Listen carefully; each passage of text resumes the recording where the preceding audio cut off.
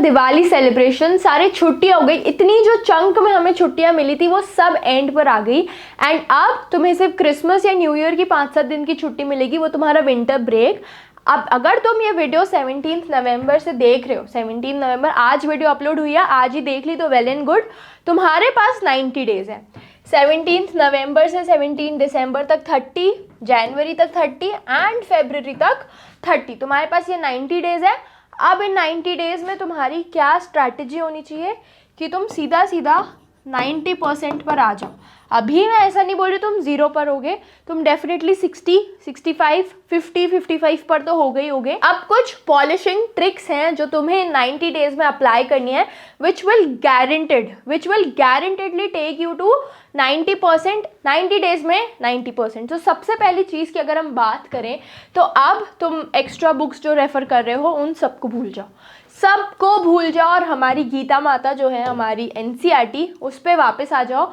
NCERT के अलावा कुछ भी नहीं है। मेरे को पता है NCERT बहुत बोरिंग होती है, पर जब तुम NCERT को एक्चुअली रीड करना स्टार्ट करोगे तुम्हें उसके बीच में इतनी इंपॉर्टेंट डिटेल्स दिखेंगी, तुम्हें सीधा सीधा क्वेश्चंस उनसे ही बनते हुए दिखेंगे। And there is your first mistake जो तुम करते हो कि तुम NCERT को भूल जाते हो। अब NCERT तुम्हें डेफिनेटली रीडिंग करनी है, थरो रीडिंग करनी है। ऐसे नहीं एक बार कर ली, जो चैप्टर पढ़ा हुआ है, किसी दिन हमारा मूड नहीं होता पढ़ाई करने का, तो जो चैप्टर हमने ऑलरेडी प्रीवियस एग्जाम्स के लिए पढ़ा हुआ है उसी को रिवाइज करो। कुछ न्यू नहीं पढ़ने की कैपेसिटी में हो, उसी को रिवाइज करो। एंड रिवाइज कैसे करोगे?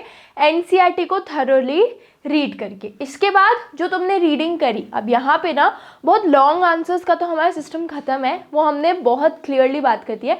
तुम्हारे पास 1 लाइनर क्वेश्चंस होंगे, 2 लाइनर क्वेश्चंस होंगे, तो उसके लिए तुम्हें थरो नोट्स बनाने हैं। जो तुमने NCERT में रीड करा, जो तुमने important words, important terms read करी, उसके तुम्हें क्या करने हैं, उसके तुम्हें थरो नोट्स बनाने। और वो नोट्स बहुत लंबे लंबे नहीं होने चाहिए कि एक पॉइंट में ही तुम पूरा पैराग्राफ कॉपी करके लिख दे रहे हो।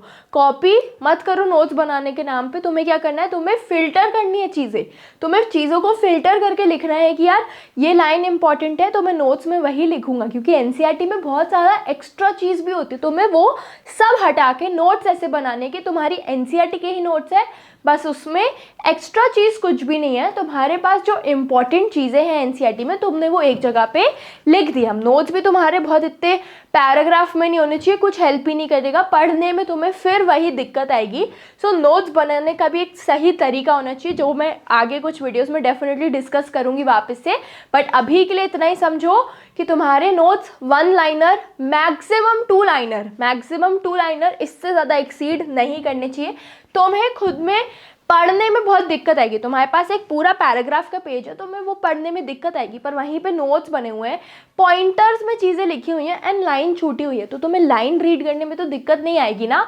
वही मेरा पॉइंट है कि नोट्स बनाओ, जो रीड कर रहे हो उसी का साथ में नोट्स बनाते जाओ। अब तुम्हारी जो नोटबुक्स हैं, जो तुम्हारी मैम ने लिखवाया है, उसको रेफ़र करो। ठीक है, मैंने यहाँ पे रेफ़र लिख दिया, मैं इसको चेंज करके लर्न कर देती हूँ। उसको तुम रेफ़र कर सकते हो, डेफिनेटली रेफ़र कर सकते हो। तुम्हें एक स्ट्रक्चर, एक फ्रेमवर्क मिल जाएगा आंसर लिखने के लिए। बट अगेन उसको लर्न करते हुए अपना टाइम वेस्ट मत करो, कोई सेंस ही नहीं है वो चीज़ करने का। ठीक है, सोशल में समझ आती है वो चीज़, बट साइंस में या इंग्लिश में, हिंदी में वो चीज़ तुम्हें कुछ सेंस देगी नहीं, क्योंकि हमारा पेपर पूरा का पूरा क्या है, पूरा का पूरा एप्लीकेशन बेस्ड है। तो तुम्हें एक ही चीज़ ध्यान रखनी है कि तुम मोर फोकस अपना NCERT पर रखो, नोटबुक्स पर इतना ध्यान नहीं दो। एंड इसी के साथ साथ हम PYQs की बात करते हैं। हमने हमेशा बोला है कि 30 डेज़ में हमें PYQ 10% लेने हैं, फिर हमें 20% करने हैं, 18 डेज़ लेने हैं, 20 डेज़ लेने हैं, तो वो चीज़ तुम्हें पता है। वही चीज़ मैं यहाँ पे भी बोल रही हूँ कि तुमने कोई भी पोर्शन रीड किया, फॉर एग्जांपल आज तुमने सेल या इलेक्ट्रिसिटी का कोई भी पार्ट रीड किया, तो उसमें तुम्हें क्या करना है, हमारा प्लेटफॉर्म है एंड ट्रस्ट मी ये बेस्ट प्लेटफॉर्म है। अगर मैं छोटी होती एंड ये प्लेटफॉर्म तब एग्जिस्ट करता, मेरे पास इसके अलावा जाने के लिए कहीं नहीं होता। एंड वही कि इस प्लेटफॉर्म को प्रैक्टिस करने की डेली 10 से 15 मिनट्स की हैबिट लगाओ। मे भी तुम ऐसे दिन भी होंगे पढ़ोगे नहीं, संडे है, कुछ दिन है तुम नहीं पढ़ोगे, बट इस प्लेटफॉर्म पे अगर तुम 10 to 15 मिनट्स अपना पुराना ही रिवाइज करोगे, तुम्हें धीरे धीरे कंस्ट्रक्टिव क्रिटिसिज्म मिलेगा, तुम धीरे धीरे समझ पाओगे तुम्हारी गलतियाँ क्या है। यहाँ पे अब तुम्हारे पास सारे प्रोज भी आ जाएंगे, तुम्हारे सारे कॉन्स भी आ जाएंगे, एंड वही बेस्ट बात है। और इसी के साथ साथ क्या बात है बेस्ट, कि तुम्हें बहुत छोटा सा चंक, अगर तुम्हें बहुत छोटा से पैराग्राफ का भी टेस्ट चाहिए, कस्टमाइज टेस्ट भी चाहिए, एक पर्टिकुलर पेज नंबर तक भी चाहिए, तुम्हें सब मिलेगा। एंड वही चीज़ है जो तुम्हारे पूरे सिलेबस के रिवीजन को, तुम्हारे PYQs को, तुम्हारे कॉन्सेप्ट्स को बिल्ड करेगी। So definitely do not visit to forget this platform which is oswald.io। एंड इसी के साथ साथ तुम्हारी प्रेपरेशन बहुत रॉक सॉलिड तो बनेगी, पर तुम्हारे पास ना एक अपना ट्रैक रख पाओगे कि कहाँ तुमने गलती करी। एक बोलते ना PTM हुई, वो PTM समझो तुम्हें और तुम्हारे फ़ोन के बीच में ही होके मिल जाएगी। सो यार, all the best for your board examinations, and definitely अब तुम्हारी पढ़ाई में बहुत चेंज आना चाहिए। So I wish you all the best.